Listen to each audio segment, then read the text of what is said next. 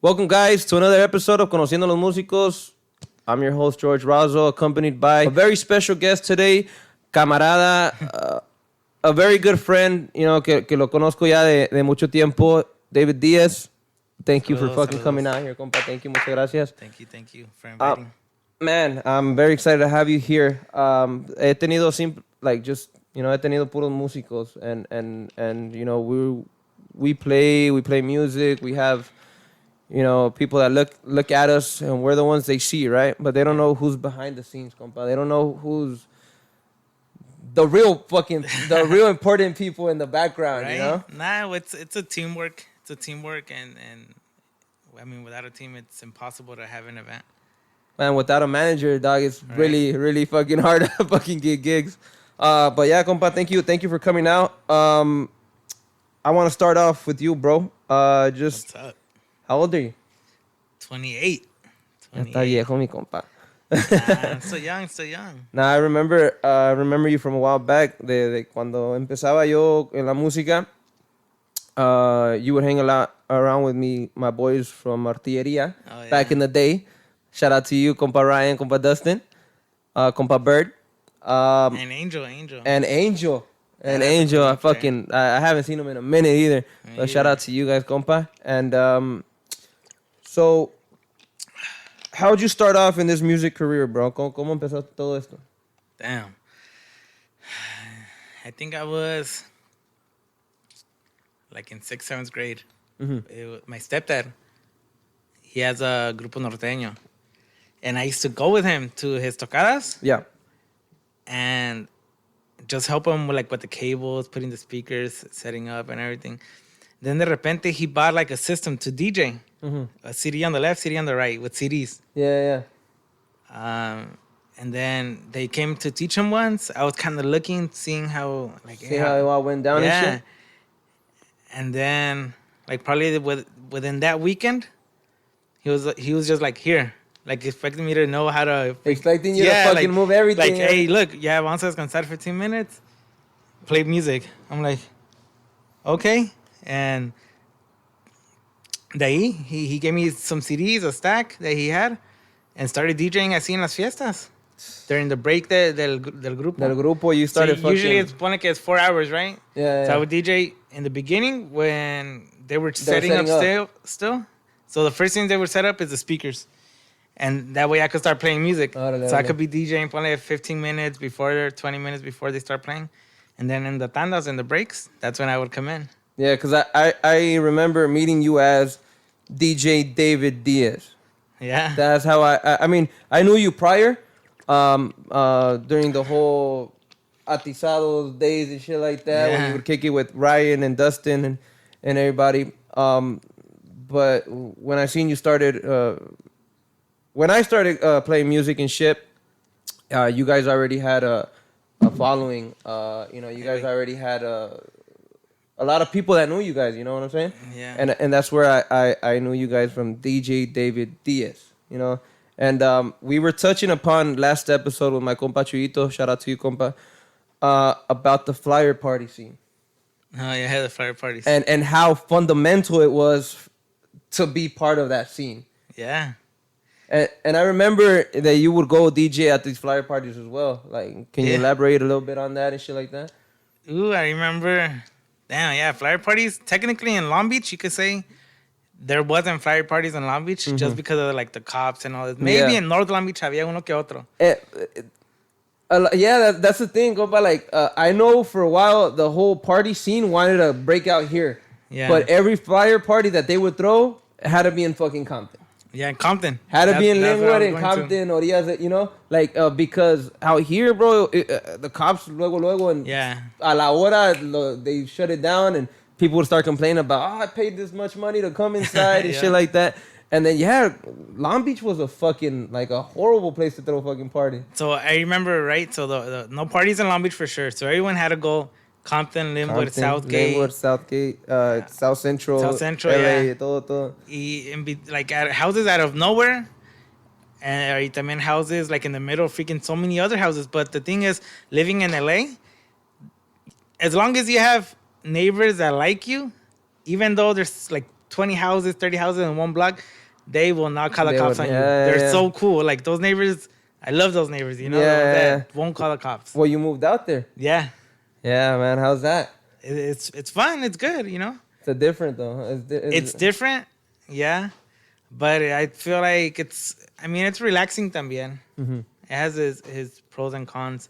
But what I was going to from when I started DJing in the flyer parties was that Compton was the shit. Like if you were in those flyer parties, everyone in Long Beach was like, "Oh, hey, you're gonna be over there." Like, damn, how are you gonna be over there? Yeah. And then they even try to find rides. They try to fucking find everything. So yo me empecé a meter ahí de metiche, like hitting up all the flyer party like the members, because they had like little crews. Yeah. Like Centenarios, Sicarios, yeah. I remember Sicarios. Yeah, I remember. Cada rato nos contrataban. So Sicarios were like the big ones, though. Yeah, he's the one that would do the big events. Yeah. He's my homie. Yeah, se me olvidó su nombre. It's been a while. Yeah. And I started hitting them up just on MySpace. I set them up on MySpace and be like, hey, can I go DJ? I'll go for free. Yeah. The first times that they took me, I would charge them like $50, $20 just for gas. I would tell them, hey, just for gas. Yeah, and the thing is, like I was saying in the previous episode with my boy Chuyito, those fucking flyers were fundamental, bro. De allí fucking people heard who you were. De volada, you know, grupo tal or DJ tal, can you guys come DJ at this fucking party or blah blah. Like allí is where we found our clients, compa, la neta. Yeah. Right there is where all the clients would come. After a while, we had to stop doing flyer parties because nos convenía, obviously, to fucking go for a 4-hour gig, 5-hour, 6-hour gig. Yeah, definitely. But I mean, those were really fundamental to all of us, compa, la neta. Yeah. The flyer party scene. The flyer party scene. With the Nas. I saw the interview that you talked about the Nas. Oh, yeah. Dog, you seen that shit? Yeah, la neta es because... Like I was telling him, like, these fucking people would just be nosing in the background and shit like that, y nosotros queriendo sacar nuestro jale, o sea, tratar de... Y se escucha todo el pinche desmadre acá atrás, and it was just like, it was kind of hard for us, you know, but we could push through it. You never did Nas? Nah, bro. Why are you lying? My main thing was just drinking. My main thing was fucking drinking at the parties and shit like that. Siempre me ofrecían lo que es un shot y que uno para calentar la voz y que todo el pedo. Ahí es donde siempre me mataban, güey. Like, just with the drinking and all that shit. But es una cosa de que siempre hay, you know. Yeah. Siempre there's always... Compa, there's times where they offered me some other shit. Some white shit. And... Like I personally never done it. Never have I tried it and shit like that. But they would always fucking hand it to me. You know, they throw it at you. They fucking compa, here. And at one point, I remember this one time some guy came up to me at a flyer party, and he offered me some shit. And I was like, nah, compa, like I appreciate it. I'm good. Nah, compa, here, take it. He gave me a fucking bag, bro, like an actual bag full. How much do you think it was worth? I don't know that, but I kid you not, I sold it for $20. 20, you could have probably gotten more. I know that, but I sold it for $20 quick. I didn't even want that shit. Like, I didn't want to get pulled over and fucking, you know, like, fuck that. Like, nah, I don't even fuck with that, you know? So he gave me that shit, and I was just like, oh, cool. A la vuelta, hey, compa, you want this shit? And then the guy even asked me, he goes, what is it? I'm like, compa, just take it, $20. He was like, 20? All right, for sure. De volada. Sold it.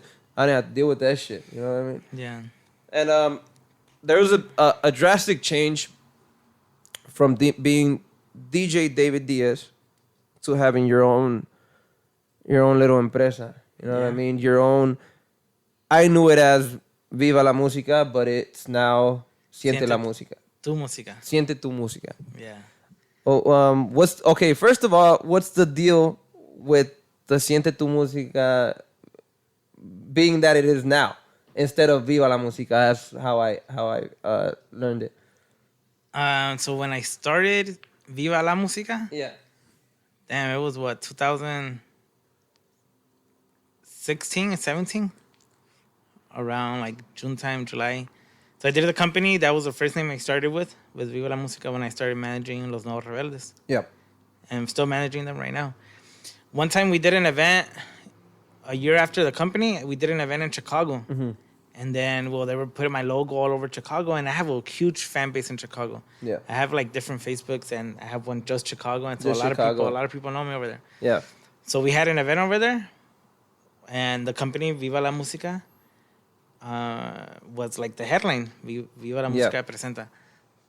There's another company over there that's called almost the same. Almost very similar. I'm thinking, man, I'm some little guy from Long Beach. Yeah. I'm gonna go do an event in Chicago with my first group that I had. You were thinking, fuck yeah, you know, like I'm fucking I'm out here, I'm fucking doing this shit. Yeah, but I'm like I'm nothing, right? Compared to other empresas that are bigger. That are bigger, yeah. Yeah.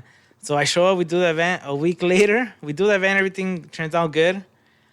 That same day, that other company had an event as well. Mm-hmm. Honestly, I never checked how their event was. I was just worried about our event. Yours. Yeah, and that's it. Like a week later, I get a message from a lawyer saying that, you have to change the name of your company because my company is saying it's a conflict of interest, that it could affect us when you do events. So I'm like, this company is huge. Like, they're millionaires. And just because one little guy from Long Beach went to do an event over there, they felt threatened. Yeah, so I'm like, honestly, I was like, man, it felt good, who cares? I'll change it. I'm like, what am I going to do fighting? I'll change the name, I don't care. But just to think that you could have a big impact somewhere where you're not even from, like, that was like already life-changing. That was... You already felt at that moment, you felt, fuck, maybe this is pulling some traction, you know? That's crazy. And I mean, when I started in this music thing, the big group that you fucking wanted to hear, that you kept hearing, or that everybody in flyer party scenes or in house parties, the group that people fucking heard was Los Nuevos Rebeldes. Yeah. I remember hearing, what's that song? Acordeones. Luz en el cielo. Luz en el cielo. I remember hearing that shit, and I was from Los Nuevos Rebeldes, and I was just like, fuck, that's this Flaco, right? Yeah. It sings fucking bad. These guys are something else. Their style is fucking unique. Their shit is... It's original. Yeah. And I'm sure during that time you were starting off, or Yeah, I was a fan. I'm still a fan. Yeah, you were a fan. And how is it to transition from I'm these guys' fan to, hey, you know what? Like, I'm your manager for these events and shit like that. What's the deal with that? How honestly, does that feel? I still feel like a fan. Like, I see them playing, I'm like, damn, that's un grupo chingón. Like, it's a badass group. Like, damn. Like, I'm still a fan. I don't even feel like I'm their manager or that I'm anything to them. I feel like it's just friends, Yeah. And the thing is just, like I said, when it's in teamwork, it's ni se siente el cambio. Yeah. But, I mean... I guess it does feel different once people like recognize you. Hey, you're the manager of Los Nuevos Rebeldes. Yeah. And I'm like, oh yeah, like I kick it with them. I hang out with them. I go to their events. I'm like, yeah, sure. Like we ate yesterday, but I mean they're right. Like, I mean, yeah, they're the homies. But like, no, I don't feel any different. Like, it's weird. It's weird. It's just a weird feeling. Yeah. I still don't believe it. I can only imagine that. Yeah. And I mean, I am personally a big fan of them. They have a huge fan base, not only here in Mexico and in different states here in the United States. What's the crowd, or where do you feel that they're best received at? Like, en donde lo reciben bien, lo mejor, that fucking these fans are fucking going crazy for them, you know what I mean? Rebeldes, it's a group that's from Sinaloa. Mm-hmm. So their fan base is, donde haya gente de Sinaloa, they're gonna know Rebeldes, because Rebeldes are huge in Culiacan. Huge, yeah. They're like, honestly, they're like the best group from Culiacan, from Sinaloa in general, to be honest, my personal thought. They're all older people. You know? Like, they're around what age group would you say they are? Like, well, I mean, they're in their 40s, late 30s. So I mean, they've been together for a long time, and they've accomplished so much. And so when I say that, it's because they can cross over that fucking generation where not only the younger people listen to them, but the older people. Yeah. You know what I'm saying? So I'm pretty sure that builds a a huge fan base. Yeah, the fan base it's big. It's really big. Like you see nowadays, now you see little kids singing to songs de Nuevos Rebeldes. And sorry, yeah, because I remember when I was younger, 14, 15 years old, starting off playing music. Um, that's all I would listen to. Yeah. Los Nuevos Rebeldes, and coming now, they're still in the scene where it's like they're still new. They're still new. Yeah. You can still relate to them. Younger people relate to them. And it's such a crazy thing how they're still making music for the younger generation, for the older generation, and for the even older generation than me. Como quien dice, you know what I'm saying? I think in general, just in music, you have to stay relevant. Mm-hmm. You have to stay relevant. So let's say if like Rebeldes graban muchas canciones like románticas to corridos to historias just of people that, let's say, that just passed away and they want to do like a song for them, or someone says, hey, can you sing a song for fulano because they're like meant a lot to me. So that what Rebeldes do is stay up to date. Yeah. See if something happens today, like hope like within a couple time they'll take it out and people relate to it. So that's why our generation still relates to their music. And do you think you take a part of that? Like, meaning, do you give them like do you tell them like, hey, take this song out, or hey, you should try making a song like this, or no, pues tengo amigos, friends that are compositores. Yeah. So they're like, hey, show these songs to Rebeldes. So they'll send them to me and I'll show it to them. And all the time I send it to the guys. I'm like, man, hopefully they pick one because my friend, un compositor, really would want the opportunity. Yeah. So I say I take, 50%, like accountability, responsibility. But not really, because they pick a lot of songs. They have so many compositores that enseñan songs. Who wouldn't want to work with them? Yeah. Yeah, that's crazy. And so you have always been in the music scene. You have always been here in Long Beach. You have a lot of friends. You have a lot of friends here in Long Beach. You grow up obviously here. Was there any point? Because I remember with me that when I was younger, some people would kind of like laugh at me because I was this music paisa scene wasn't the shit for a good amount of time. I remember in 6th grade, I would listen to my little iPod shuffle, and I'd have fucking old not old but old school music and shit like that, and a lot of people would make fun of me. And was there any time that también that you would listen to music, or that you were in the music scene, that people weren't really getting it, like that they weren't getting like my plan or why I was listening to the music? Like why were you listening to it, and your plan eventually? I was listening it. Honestly, I didn't really listen to Spanish music. Like, let's say, from kinder to 5th grade, you're already kind of listening to music and stuff. I didn't listen to, especially, Mexican music. La regional mexicana. Regional mexicano. 6th grade tampoco. 7th grade, that's when I kind of started listening to it because of my stepdad. And from the tocadas, and then that's when I was all like, you know what, I'm going to get into the music. But that wasn't my only goal to stay as a DJ. I wanted to do something else. Something aside from that. Yeah, I remember, like I'm telling you, 6th grade, I would get laughed at. People would fucking... Because back during that time, it was a fucking Akon, Usher... No, was it Usher? Akon and all that shit that que pasaba. Like, that was hip, bro. That was it. That was what people were listening to. And then they'd fucking hear me, like... I would listen to that music as well, but then I'd fucking be bumping this paisa music, and people would just laugh at me.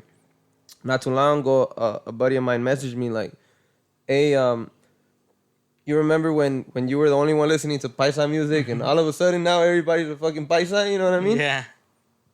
That's what I wanted to say. Like, was there a time where people started like doubting or criticizing, like, oh, what the fuck are you doing? Que pensaste, well, maybe I shouldn't be in this, or maybe this isn't it. You know what I mean? Yeah, honestly, there was literally a good amount of people that were like negative towards the music. Yeah.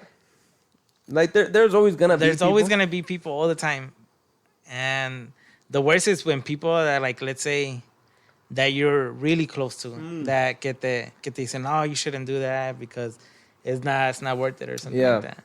Because that happened to me back in the day. I had a girlfriend that was not supportive, like in the music stuff. Okay. She didn't like the music. She didn't like nothing. Yeah.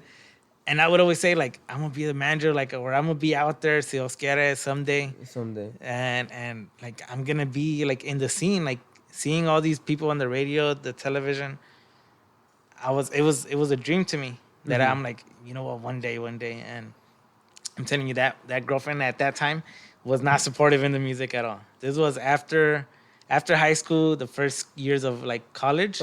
That's when like that happened, and I guess that's the one that I was like wasn't expecting. You know, the person that should have been more supportive at that time. Should have been more supportive was the one that was like, maybe you should quit. Look at you now, right? I mean, I'm not where I want to be at yet, but I feel like I'm. But I mean, little by little, you have structured a company, that you know that you wanted it to be. I mean, obviously there's ups and downs in the company or whatnot, but you build something that is keeping you financially stable. Yeah, that you've been able to. Like, that I enjoy most of the time. Like, well. Most of the time, but mostly all of the time. Yeah. It's only stressful like when the events. Yeah, no, and I mean, I'm pretty sure it's all stressful, como cualquier trabajo, you know. Yeah. Todo tiene su lo bueno y lo malo. But what I'm saying is now, you know, you have structured a company donde estás estable, estás contento, te encanta hacer el trabajo, o sea, has salido adelante con esto. And that's something que uno tiene que ver and acknowledge, you know, and respect that, hey, you know, he made it. He did it. He did what he wanted to do. And all the people that doubted, just look at you now and say, wow, why did I doubt him? Right. You know what I mean? Yeah. And that's something to admire. And that's what I admire about you, compa, la neta, that you've done that. You know, you fucking. It's from rags to riches story. You know, I'm DJ David Diaz to fucking the owner of a company that manages one of the biggest groups in Mexico and here. You know what I mean? Yeah.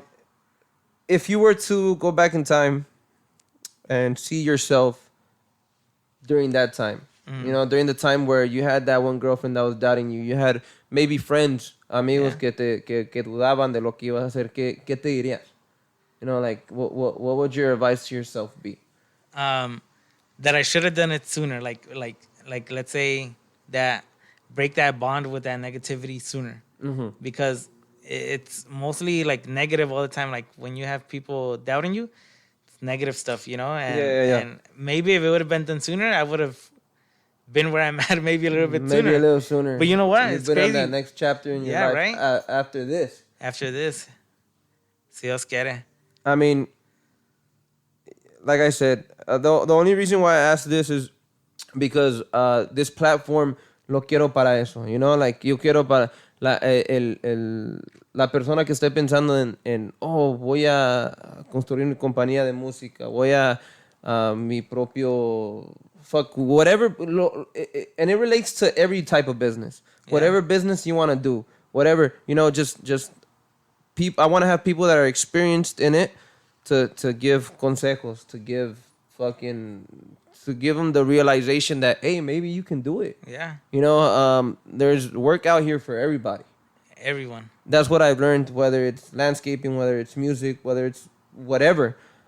There's competition, but there's work out here for everyone. Yeah. You know, there's always going to be competition in everything. But the key in being in business is just being trustworthiness, responsible. Like, that's así es como te lo vas a ganar, better than saying, oh, I have all this, I have cars, I have money, all this. Yeah. The best way to get, like, I'm saying, like, a group or anything you want, like, in life is just being you and being responsible and making good, ¿cómo te diré? good choices. Don't not making bad choices. Yeah. And you'll be successful, because like to this day, like I don't feel like I'm anyone, but I mean I've grown, and a lot of people, let's say, that like know me, but I don't feel like You don't feel like superior than anything else, but you feel like you excelled in your profession. And I'm like I'm from Long Beach, like I'm not from Beverly Hills, or I'm not from freaking Miami, where you expect to see all these cool people. Everybody from Long Beach can make it, though. Just gotta make the right choices. Can make it, honestly, and I hope everyone that's hustling and right now, just to make it. Yeah. Just make right choices since the beginning, and just follow through. Yeah, just follow through with whatever it is you want to do. Yeah. Don't let negativity from other people bring you down. Yeah. But also, let people criticize you. Let people fucking tell you, hey, maybe you're fucking up on this one. Because a lot of the times, and I've known this from prior experience, a veces estás bien cerrado en tu mundo que no dejas que otros te critiquen, o de que no dejas que otros te quieran guiar. You know what I'm saying? Sometimes you're so blocked off in your own ego that you don't see, like, hey, maybe I'm fucking up this, or maybe I'm missing something. I bring that up because when I started, and you knew me when I started playing music, playing bass and singing, I was not good at all. I was not good at all. Yeah, you know what I mean? You did suck a little bit. a lot of it. But David, ¿te traje para que hablaras o para que me critiques a la verga? You guys used to practice right there in Lunel, remember? Yeah. Yeah, right there with my boy Kike. Shout out to you, compa Kike. Yeah. And I wouldn't, not that I wouldn't accept it, but let's just say there was somebody in la agrupación that knew a little bit more than us, or more than the people that were starting off. So we were kind of like, oh, well, maybe you're right. You know what I mean? And a lot of people would try to tell me, hey, maybe you should do this. And I'd go with the person that knew a little bit more of the group, which I don't want to say names. But say names. Nah, I don't want to say names. But he'd be like, nah, they're tripping or whatever. And it didn't let me grow. You know what I mean? Yeah. It didn't let me grow as a person, as a human being, as a musician, as nothing. It just didn't let me grow at all. And then once I got out of the agrupación that I was in, shout out to Plaza Norteña, I started paying attention and started hearing and started listening to other people, what they were telling me. Hey, you're doing this, maybe you should try something else. Yeah. Y después, pues, empecé a crecer, you know what I mean? Like, empecé a crecer, no nomás como músico, pero como persona. Like. Do you feel like that person didn't want you to grow?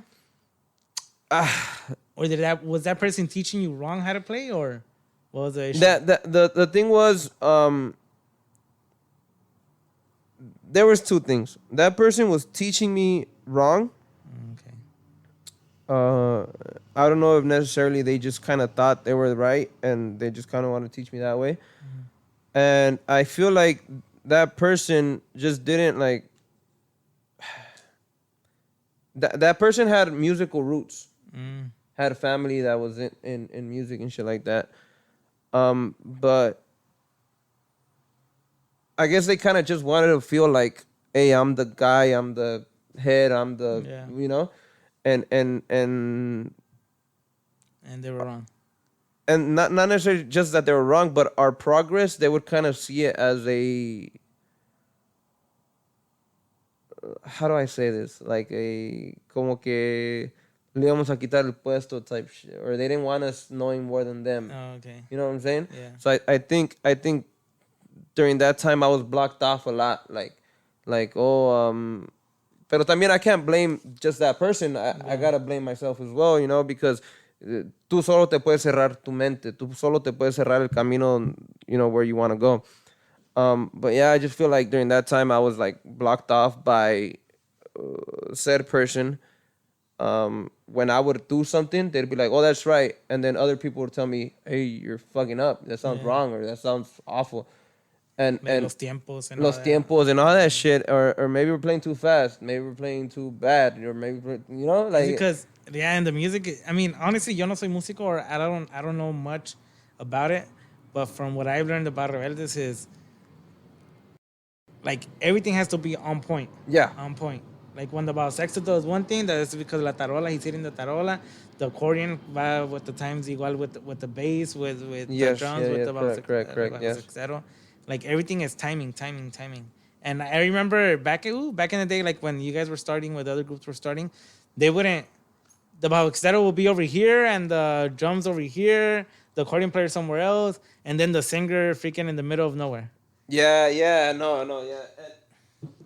And not just our grupo, not just. Yeah, I think everyone in that generation was. I mean, maybe that's just how everyone has this. I think that's just how it starts. We start off not knowing anything. Yeah. We start off not knowing shit, trying to learn. But ahí están las ganas. Yeah, and gracias a Dios, once I got out, I started hearing everybody else, hearing what they had to say, and not necessarily taking it in a bad way. You know what I mean? A lot of the times, a lot of groups take certain consejos in a bad way. That's true. Like I've talked to grupos and I told them, hey, maybe you guys should try, doing this. Or maybe if they're playing too fast, hey, maybe you guys can slow it down a little bit, and stuff like that. But I've tried doing that, and some people actually take it offensive. Yeah. You know what I mean? There's this one group, which I won't say names, of course, that I told them, hey, maybe you guys should try playing a little slow. Y como que me mandaron a la verga, como quien dice. In their future recordings, they kept playing fast. And they kept playing fast, and the main shit about singing is the pronunciation. So the singer wasn't wasn't saying the words the right way, or no se escuchaban bien. So they got a lot of criticism for that. And after they got all that criticism was when they started slowing down the music, or slowing down todo para que se escuche bien el cantante. Yeah. And so it's just like, let's all just try to just take everything in the most positive way. Take it all, like just not take it in an offensive way, and just try to learn. You know what I mean? That's one of the things that I picked up with music. Yeah. All right, guys, we're gonna take a break real quick and talk to you guys about our sponsor, Churros Dulce Canela. Shout out to my homie Sammy. Shout out to you, compa.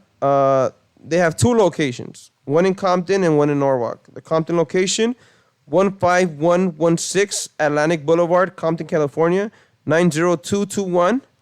And their Norwalk location, it's 15012 Pioneer Boulevard, 90650. Amazing stuff.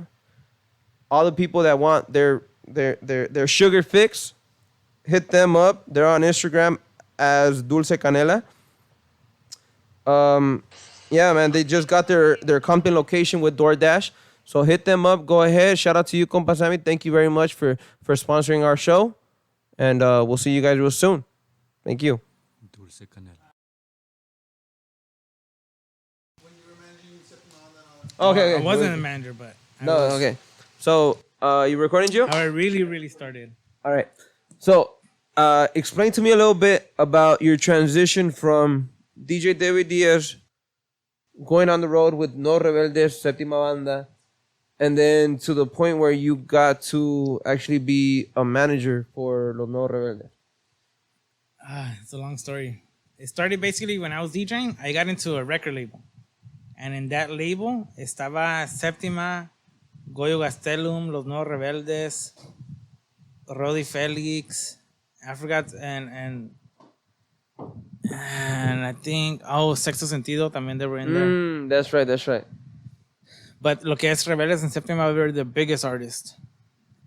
And basically it got to a point where after like being in that label for a year and a half, I was the DJ and I was doing the social media. I started the social media of La Séptima Banda. Yeah, I would see that because the Instagram of Séptima Banda, I started that one from zero. I remember because I mean, I obviously always had you on Instagram and shit like that.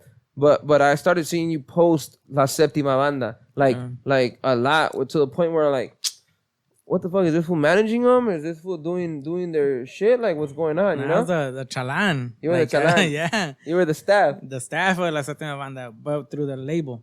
Mm. And then once Rebeldes and Séptima got out of the label, I basically had like a choice, like who did I want to go with, because both like kind of liked me.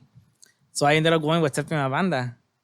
So I left with Séptima Banda, working just straight for Séptima Banda for like 3 years. 2 years, I think, that I was. But that was during that. Excuse me for cutting you off. This was with the current a record label, correct? You were in that record label, but you were working for them. No, I was working for the label at the time, and then once, like after being with them for like a year and 2 years, maybe at the most, that's when both big artists wanted to get out of the label. So they both got out of the label. And if you can disclose this, what were the issues with that? Honestly, I wouldn't know. You wouldn't know? You want to tell me? I mean, I can't say what went down with them. Yeah. But I mean, both of them, I understand them. Yeah.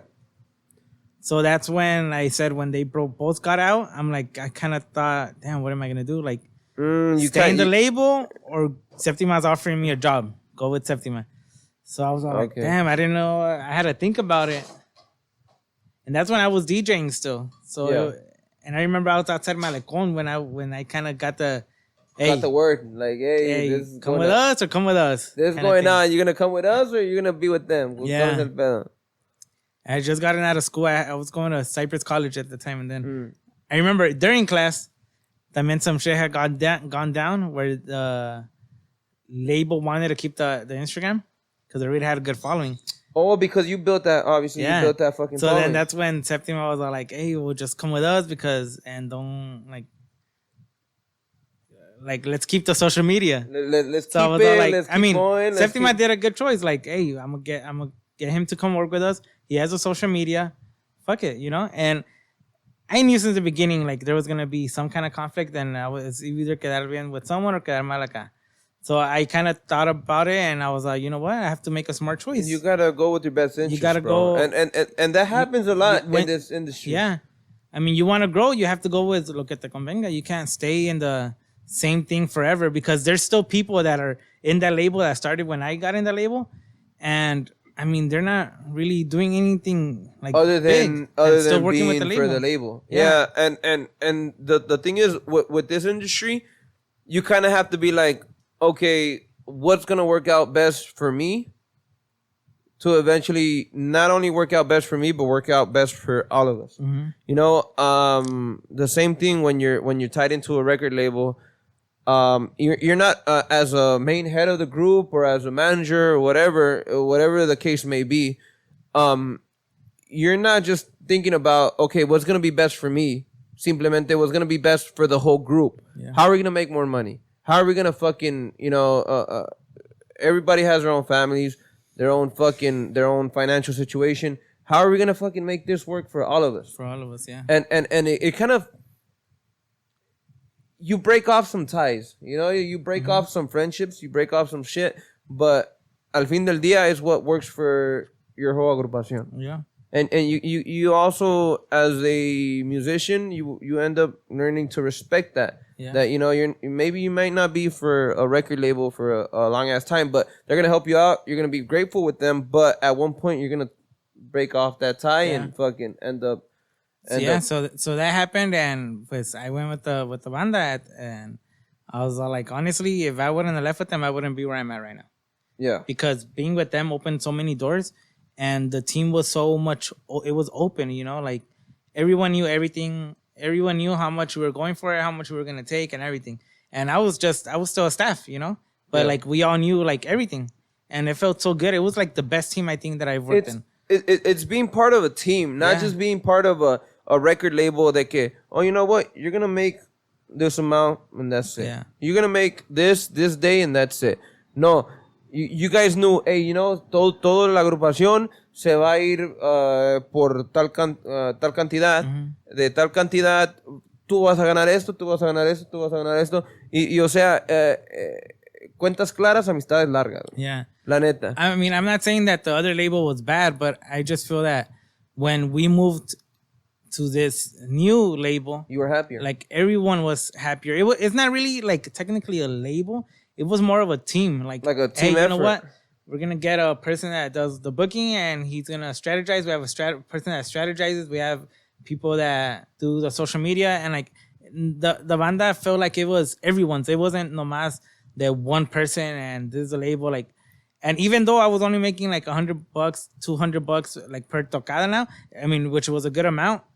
Even me, they would tell me like, hey, look, this is how much we're gonna make, this is how much we're going for, and I'm like, oh shit, it felt good. You feel part of a team. Yeah. A lot of times, all that the whole amount is disclosed because so you have the record label that's charging this much.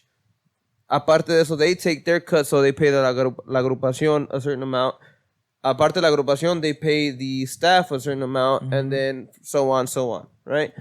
Then we go into not logistics, but like technicalities with paying this person, paying the other one, blah blah, right? But when you know, I don't want to say it's like knowing how much everybody else is getting paid, but when you guys feel like you guys are together, pues, like you guys are a family. Yeah. Shit goes a lot smoother. Yeah. If you get paid, say for instance, la agrupación is making 50,000 at this event. 50,000, the label makes 50. The label charges 50,000. They make 10,000. The agrupación gets 40,000. Out of those 40,000. The staff gets 1,000, tal persona agarra 1,000, blah, blah, shit like that. You know, you guys are not even just working. You guys are working comfortably. You know what I mean? Yeah. You guys are working like, okay, we all know how much we're making. Let's fucking do our part and let's make our fucking money. Yeah. And that's it. Disclosing a lot of that information ends up getting these grupos to break apart. Not have trust in each other. Yeah, trust. And they end up breaking apart. Yeah. And I think that's a good thing that's key. Like being in a team, que sea open, you know? Like me, like I'm telling you, Rebeldes have been with me already for almost 4 years. And I'm no one, you know? And there's these other labels that they've been in and they've only been with them for 1 year, 3 years, 2 years. And I think just being honest, being straightforward all the time is going to get you where you're supposed to be. And that's the only way, like I've had Rebeldes, because they don't have me or I'm not with them because I'm famous. I mean, they trust me. Yeah. And every tocada that we do, everything's claro. Like everything is like, ¿saben qué? Ustedes van a ganar like, esto. hey, you know what? This. No, not even like that exactly. It's like, hey, you know what? We're gonna go for tanto, and they know how much it is, and I'm not worried que, si llega el empresario y les dice que, hey, pues vienen por 30 y que yo les haya dicho al grupo que vamos por 20. Vamos por 15 like, o 20. Nunca me he sentido presionado. I've never felt pressure que va a venir el empresario, va a venir la persona que nos contrató y las va a decir por cuánto venimos. Never. And that's something that, gracias a Dios, like I haven't had the necessity de echar mentiras o decirles, hey, no venimos por tanto. That's what it is. Yo muy a gusto. Y el día que si Dios duele, pues que no trabajemos otra vez, like let's say if for whatever reason, they could go back next year and the empresario is going to tell them, I paid you tanto, and they're going to know, yeah, we did come for this much. Like, that's what always keeps me in peace. No, sí. Like, el día que no trabajemos juntos, el día que ellos le hablen a fulano que nos contrató hace 2 años y le diga, pues la otra vez fue tanto. Fue tanto, ¿y por qué hoy tanto? O sea, yeah. No, lo que yo pienso, pues, en ese aspecto, again, no soy yo manager, no soy nada. En la agrupación que yo tengo ahorita, Grupo de Nodado, somos 2, 3 personas que nos encargamos de las tocadas, right? So, cada quien nos contactamos y ¿sabes qué? Tal persona quiere una agrupación, tal lado, es tanto. Ok, cool. Y nosotros quedamos conformes, o sea, al fin del día repartimos igual y todo el pedo, right? Getting to where you're at, O sea, estamos hablando de and I don't mean to say it in this way. No lo quiero decir en esta forma porque se escucha se escucha raro, right? Pero estamos hablando de otra cantidad de dinero. O sea, no estamos hablando de los $500, $400 que podemos cobrar una agrupación. Estamos hablando de 15, 20, 35, $40,000. O sea, no es pequeña la cantidad de la que estamos hablando. It's you know what I mean? With that, nosotros cuando vamos a tocar sabemos, hey, esto es esto, and we feel comfortable, nos sentimos conformes, sabemos lo que vamos a ganar, sabemos lo que nos va a costar ir, el gas y todo el pedo, sabemos todo, o sea, y tú en ese aspecto, igual te digo, te respeto por ese aspecto, porque tú puedes ser una de las personas que le digas, ¿sabes qué? Te voy a pagar tanto, te voy a pagar 20,000 por la presentación. Si la agrupación quiere, lo hace. Y si no lo quiere, no lo hace. ¿Right? Pero tú eres una de las personas que dices, ¿sabes qué? Esto es lo que cobré. De aquí te voy a pagar tanto. ¿Te parece bien? ¿No te parece bien? ¿Cómo le hacemos para que nos quede conforme? ¿Cómo le hacemos para que todo salga bien? Para que tú estés a gusto, yo esté a gusto, tú ganes, yo gane. Toda la empresa genere dinero, todos los que están trabajando para nosotros, toda la gente que nos está ayudando, el staff, el vato de los putos flyers, el del logotipo, el de todo, todos ganemos y nos sientamos a gusto. You know what I mean? Y eso es algo que siempre he respetado de que has hecho. No, and it's weird. I think cuenta, the way it works, you made it sound like bad. You made it sound like if I was a dick or something. Or No. The way it works, like at least with us, it's like someone calls me, hey, do you have tal fecha available? I'm like, oh yeah, this is how much we charge. We charge $7,000 an hour minimum for hours. And they're like, for house gigs, not for house gigs, for house gigs. And then I'm like, yeah, we're available, tal es tanto. And they're like, oh yeah, okay, well, yeah, I'm interested in September 4. I'm like, all right, let me check that they don't have anything in Mexico. I call Mexico, the owner of Rebeldes, Guayo. I call him, oh, yeah, it's tal fecha, September 4th. Are you guys booked in Mexico? Oh, no, we're not booked. All right, look, I'm talking to this person. I already told him how much. Let me see what's up. Let me talk to him and see how much and cuánto vamos a quedar. Call back the customer. Hey, you know what? We're free. When can we do the contract? We meet up, do the contract. Si quedamos in 6,500 just to hook them up because they want it a little bit cheaper. I'm like, all right, yeah, it's cool. 6,500. Then I call the group. Hey, you know what? I'm going to do the contract tomorrow. Is it like over at 6,500? And all right, yeah, it's cool. Do the contract, have everything on paper, and have a deposit ready. And that's basically how it works, the contratos. Yeah. And they already know how much they're coming for that day, and we all know already. We're all good. Yeah, and that's why I'm telling you that me personally, I feel so good because nunca me ando. Oh, hopefully the client doesn't ask the group, hey, how much did they charge? Or the group has to ask the client, hey, how much did David charge you or something? Never. Yeah. Being a local group that has tried to make it or sea, move up from where the fuck we're at. We've gotten promoters, and this is why I tell you that I respect what you do. I've gotten people that have their own label or that have their own fucking que tienen su propio business, así. Su business, que es promotor o lo que sea. Que yo he hablado con ellos, le digo, hey, ¿sabes qué? Pues tanto te va a costar para tal club, para lo que sea. Ok, está bien. Al momento de tocar, no importa que no se llene, no importa que no, nosotros vamos a lo que quedamos, ¿verdad? Pero han llegado veces de que el vato dice, no, ¿sabes por qué? No se llenó, te voy a pagar tanto. Y esa madre, o sea, no está bien. Aparte de que no está bien, pues nosotros tenemos nuestros gastos que cobrar. I mean, and so what I'm saying is, we've gone with those people. And you are a straightforward, straightforward person, straightforward guy que nos dice, que ha dicho, o la vez que me contrataste para ir al malecón, que dijiste, ahí sabes que va a ser tanto, no importa cuánta gente sea, no importa quién se presente, no importa quién, tú vas a ir por tanto y eso es lo que vas a ir. For sure. We're good. Acabamos de tocar, se nos pagó lo que quedamos y era todo. Yeah. You know what I mean?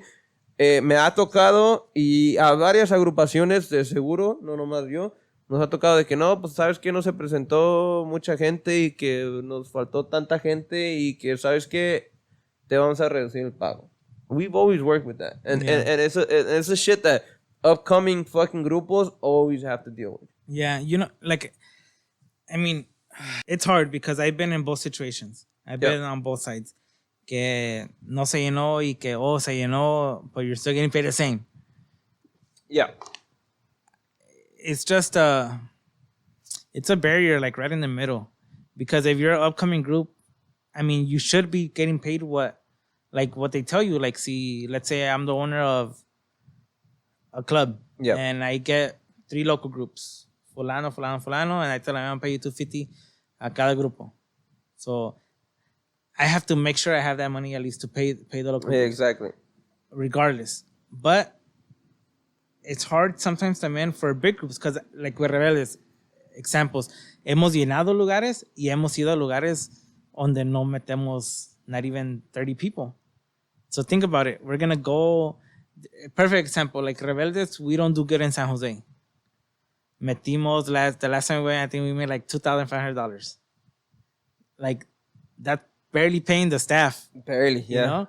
And making maybe something. And it was one of those things that, like, you know what? Right here is the group's fault. It's our fault because we didn't bring the people. We're the main artists. We should be packing up this house, you know? And it sucks for the little groups, but I feel like they should still get paid because they came. They're from here, they did their job. They came and played. So when you guys like a package deal, como quien dice, you guys take care of the person before you, the other person before you, and then the agrupación. Yeah. So if fucking I'm hosting this event, like for instance you would be hosting the event, I gotta take care of all these agrupaciones, and then I gotta take care of myself. Yeah. Type shit. Yeah. Depends how the event is done. I think I've only done that a few times because we'd rather just go straight with the club and they do the package. There's been a few times where I do the event like, okay, we're 100% and we have to pay fulana banda and fulano grupo, and it's worked with us. Or even regardless, even if it wasn't to work, okay, we only make $100 and the local groups make $300-$400 each. Well, we have to do it, because us as the main artists, we have to put our foot down and say, you know what, we're the main ones. It's our fault people didn't come because it's not your guys' fault. See, that's one of the things that we as people, as not managers, as not the people that get all this shit together, we don't see that. Yeah. O sea, nosotros la gente que paga el boleto por ir a ver a tal agrupación, whatever. Yeah. Nosotros vemos, okay, well, these guys are gonna go play. We're gonna go pay this money, and we're gonna go expect to see them. If the club is empty, we're like, oh, we got more room to fucking dance. We got more room to fucking move around. Blah blah.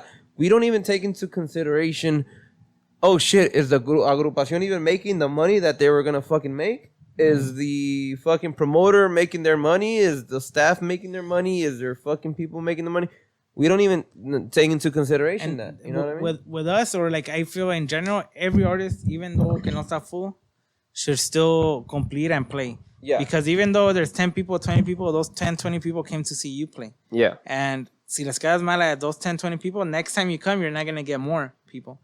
Guaranteed you're going to get less because those 10 people, 20 people I went to go see you, and we're like, no, ni tocaron porque no se llenó. Yeah. Like, so you always que quedar bien, because if you don't, then it's going to hurt you back later on. Yeah, I get you.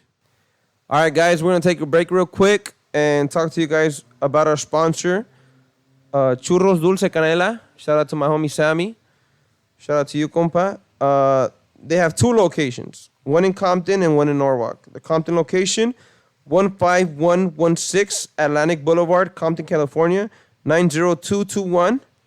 and their Norwalk location, it's 15012 Pioneer Boulevard, 90650. Amazing stuff. All the people that want their sugar fix, hit them up. They're on Instagram as Dulce Canela. Yeah, man, they just got their Compton location with DoorDash. So hit them up. Go ahead. Shout out to you, compa Sammy. Thank you very much for sponsoring our show. And we'll see you guys real soon. Like, for instance, okay, my opinion in general, with all this shit going down, right? We've had the Natanael Pepe Aguilar conflict, right? We had Natanael. Well, Pepe Aguilar basically, en pocas palabras, trashed like his whole. Went after him without even knowing he was going after Natanael, right? So that happened. Natanael, I see his point of view. I personally, in my personal opinion, I don't want to say that I don't like his music, because music is music. You have to respect the art. You have to respect the composure, everything, right? I don't favorite it. You know what I'm saying? Like, it's not my favorite, but I understand why other people like it. You get what I'm saying? Yeah. So Pepe Aguilar says something that maybe he didn't like. Natanael goes after him directly, saying, you know what? Si no sabes de qué estás hablando, ¿pa qué abres el hocico, animal? So there you don't even talk about la polémica. You don't even talk about what the fuck is going on. You start saying, okay, this kid is, and I don't want to say it like this because I don't know the kid, right? Or I don't know the guy. I don't even know how old he is. He looks bad. Completely bad. Calling an older person an animal, que pa qué abres el hocico. When we brought up, when were we brought up to tell people no abras el hocico, animal? Yeah, I mean, yeah, he probably just messed up with that, but he didn't know to what kind of artist maybe he was talking about. Because Pepe Aguilar, you think Pepe Aguilar, he's the freaking Mexico, you know, like he's the king. Yeah. Like, even like just thinking of him, Marco Antonio Solis, you hear like big names like that. Vicente Fernandez, you're like Mexico, Botas, Mexico, Tejana. Like, it's something that you don't expect to disrespect ever. Yeah. And maybe he just didn't know that genre. Maybe his generation. Yeah. So where I'm going back at this, where I'm getting to, essentially, is, okay. Now, I'm not gonna respect Nathanael's opinion. Why? Because I'm not even focused on his opinion anymore. I'm not. I'm focused on his behavior. You get what I'm saying? Yeah. So it's like if he would have came at him, I kid you not, if he would have came at him telling him this, not word for word, but telling him, you know what, this genre is a little bit past your age.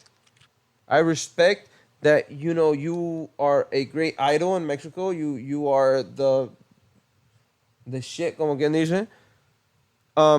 This is a little after your genre. So maybe it doesn't captivate to you what it captivates to other people, or it doesn't hit you as well as it hits other people. Maybe, you know, you're a little past your genre. If he would have said that, in Spanish, obviously, if he would have said that, I would respect his opinion 20 times more. Pero si yo estoy alegando contigo, right? Tú me dices un punto, algo que a lo mejor no, it doesn't resonate with me. Tú me dices algo. Hey, Jorge, ¿sabes qué? Tú estás mal y todo el pedo. Si yo te digo, si no sabes de lo que estás hablando, mejor cierra el hocico, animal. Yeah. ¿Quién se ve más mal de tú y yo? Well, you. That's what I'm getting to. Yeah, definitely.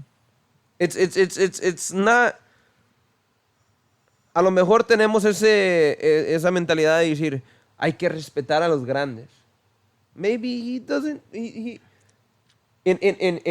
my aspect, él es uno de los grandes. Why? Because I grew up listening to his music. I grew up. My parents fucking listened to his music. I grew up in a household where his music was being played. Yeah. So, yo como persona voy a respetar, ¿sabes qué? You know, he's somebody big.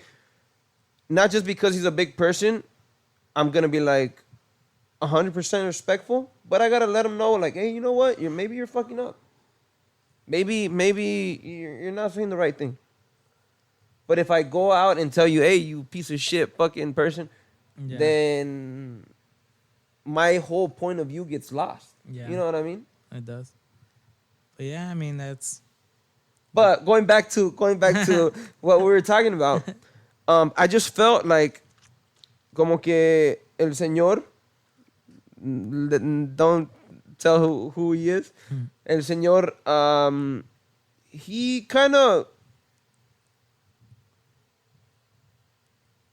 threw himself, not I don't know how to explain it. He has to do what he has to do to stay relevant. Okay, but when you have to do when you have to do what you have to do to stay relevant, it's like it loses then you lose your credibility. You're not genuine. That's what it is. I'm sorry if I'm sounding a little. I'm about to call him right now. Call him what you're saying. If I'm sorry if I'm not sounding genuine, or not genuine. Sorry, I'm sorry if I'm not sounding maybe nice. I'm sorry, but this is how I'm seeing things. How you see it. If you're running your own show, you're running your own business or whatever, and because somebody else doesn't like it, you're gonna be like, oh, okay, I'm gonna bend over backwards for this person just so I can stay relevant. Then why are you running your own platform? You get what I'm saying? Yeah. All right, let's get into it. So going by your story. So I left with Septima. I was with them for like 3 years. And then while working with Septima, I got the chance to meet so many people from different states. You know, that's what Septima is, when we really traveled to New York, Chicago, Texas, Oregon. Yeah. So I started meeting all the empresarios, got the contacts. I'm like, one day I'm going to need them. Yeah. And then I started working in Noches con Platanito en Estrella TV. Tengo Talento. Yeah, Noches con Platanito. I've seen that. I was working there while I was working with Septima. Yeah. So, honestly, if I wouldn't have done that cambio, I had just started working at a body shop. Fix Auto, me recuerdo. Fix Auto, and I was making good money. And then they offered me a job over here in the radio, making minimum wage. I was like, damn, you know. I was like, fuck it, like, I'm going to do it. That's another thing, that sometimes you have to do sacrifices, even though if it goes down to you're going to make less money. My thought was always, I'm going to grow from here. So I'm going to grow on the radio. I'm going to meet a lot of people. I'm going to be able to travel more. And once it comes my turn to start my thing, everything's going to fit in. And gracias a Dios, everything did fit in at that point. And hasta ahorita todavía. Those sacrifices are key, compa. Yeah. La neta, like I veces que you're like, oh my God, like I'm working construction. Let's I guess I'm making construction, making pinches $25-$30 an hour. But this over here, I'm making maybe $1 more than minimum wage at something that I want to do. You know, and so you're in that fucking decisive moment where it's like, do I want to continue my dream or do I want to fucking make a living? Keep working, yeah. And in the long run. And that's the thing, you know, you kind of gamble porque it's not always going to happen, but in the long run, it can happen. Yeah. It can be that you made your own fucking business. It can be that but at that moment, you're like, do I want to make good money or do I want to follow my dream? And it's one of the things that a lot of musicians, a lot of fucking managers, a lot of fucking, they have to deal with that because, you know, and that's why I'm telling you. And that's why I'm telling you, like, when you don't have someone supporting you or supportive, that's when the transition happened. When I was working at the body shop to the radio, and then when I had less time, let's say, for a relationship, and that's like, and then Manuel's without the support or anything, like, hey, you could do it, like, keep hustling, the support wasn't there, and that's why that decision had happened. But gracias a Dios, like I met someone that does put in work and like does support my career and doesn't complain when I tell her like, hey, I'm gonna go meet up with someone because it's gonna be something good, or because what, that in that place va a estar fulano and I want to get close to him. Like she's very supportive and that's key, having your family support you and your spouse, supporting you también. I'm glad that you have found that person that that helps you out, that supports you in your business, in your dream, más que nada. In your dream. I know because a veces as a musician, it's hard to keep a relationship because hay que suponer que we have this, que vamos a salir let's go on a date real quick on a Saturday night. I have the day off. I have the day off, let's go on a date. And then, de repente, fucking, hey, you know what? You gotta go play over here 6 hours in fucking Quinta La Madre. So you don't even have time to go on that date no more. So you gotta let her know, hey, sabes que I being can't understanding, go. Understanding. They have to be understanding, and it sucks because for instance, for your girl or your woman, whatever the fuck it may be, your wife. They want that time, you know what I mean? Yeah. They want that fucking time, but they have to understand that, what, you're following your career, you're following your dream, you're following whatever the fuck you want to do. So, like, I gotta go to this gig. Yeah. I gotta go to meet up with tal persona. I gotta go sign this contract. Yeah, and I gotta go do this. And then that's how it happened. Like, let's move to the TV and the radio, and that's how I met so many people. And when Rebeldes went, I remember Guayo told me, hey, start your company, we'll go with you. And I didn't believe him. I'm like, nah, I don't think so. And they had just gotten into a big label. And then 3 months later, he came back to the same show where I was working at. And he told me again, like, hey, start your thing. Like, then I believed him. And then that's when I started Viva la Música. I set it up. And I mean, honestly, thanks to his help, or thanks to him for believing in me that I'm where I'm at as well. And it has a lot to do with the but people that but imagine if I wouldn't have done the sacrifice to coming to the radio. Yeah. Because I wanted to stay at my job where I was making good money. Yeah. I wouldn't have never made it either. Yeah, that's something that you have to sacrifice. And your family too. Your family has to be very supportive. Compa, it's been stressful, for not just for me, but for every musician that what. Yeah, because you miss birthdays, like your mom's birthday parties, your sisters, and that's what we talked about on the previous ones. That you miss birthdays, you miss parties, you miss family parties to the point where your family doesn't even take you into consideration. Yeah, when they're like, oh, I didn't know you were gonna be here because you're always out. You're always out, so I didn't feel like inviting you. Yeah. Like, it's just like it happens. Yeah, it happens to everyone. And like I'm saying, like a lo mejor, like I don't want to say like we're fucking up, but it's like a lo mejor we're stuck between la espada y la pared.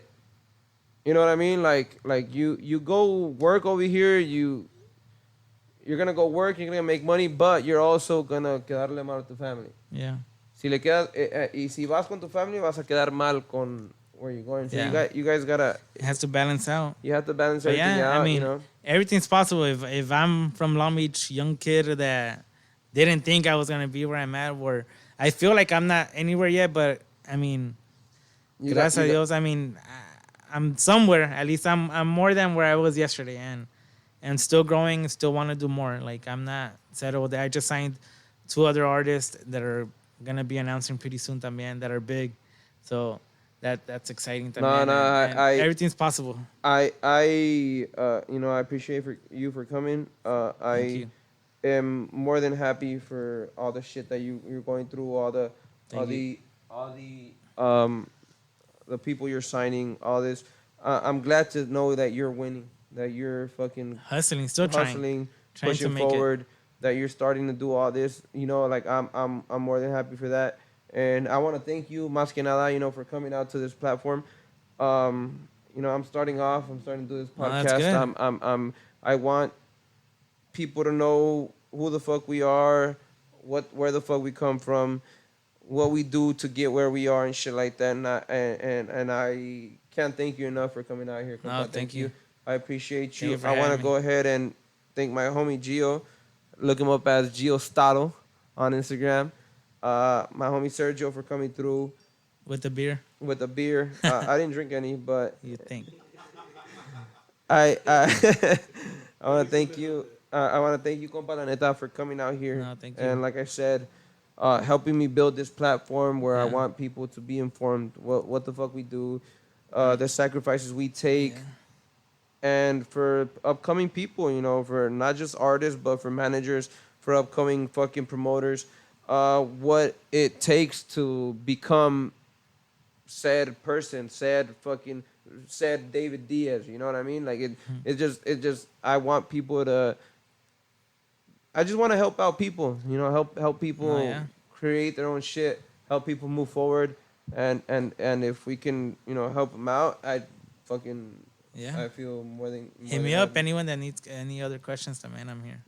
Follow him on David Diaz or your Instagram. David562 Diaz on Instagram, Facebook, David Diaz.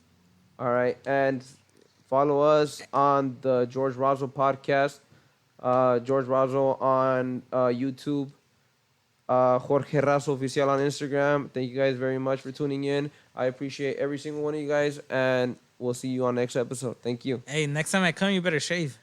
that's gonna be the thing. You Hey, better padre, shave. this quarantena got me all fucked up. For sure. Thank you. Thank you. Let's take a picture so you could upload it later. Yeah. My knee.